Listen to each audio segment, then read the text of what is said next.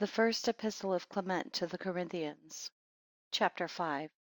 He sets before them the examples of holy men, whose piety is recorded in the Scripture.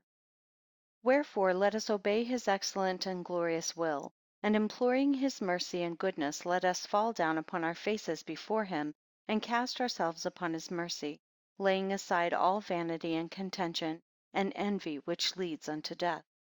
Let us look up to those who have the most perfectly ministered to his excellent glory. Let us take Enoch, for example, who being found righteous in obedience was translated, and his death was not known.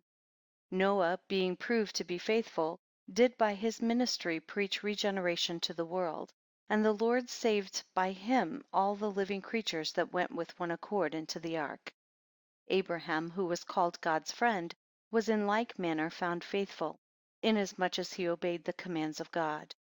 By obedience he went out of his own country, and from his own kindred, and from his father's house, that so forsaking a small country and a weak affinity and a little house, he might inherit the promises of God.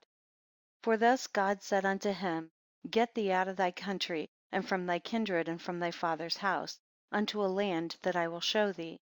And I will make thee a great nation, and I will bless thee, and make thy name great, and thou shalt be blessed. And I will bless them that bless thee, and curse them that curse thee, and in thee shall all families of the earth be blessed.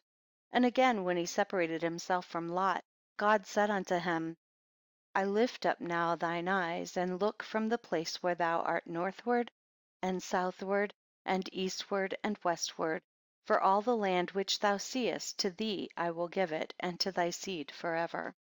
And I will make thy seed as the dust of the earth, so that if a man can number the dust of the earth, then shall thy seed also be numbered.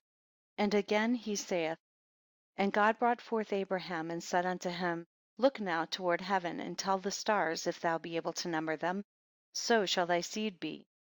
And Abraham believed God, and it was counted to him for righteousness.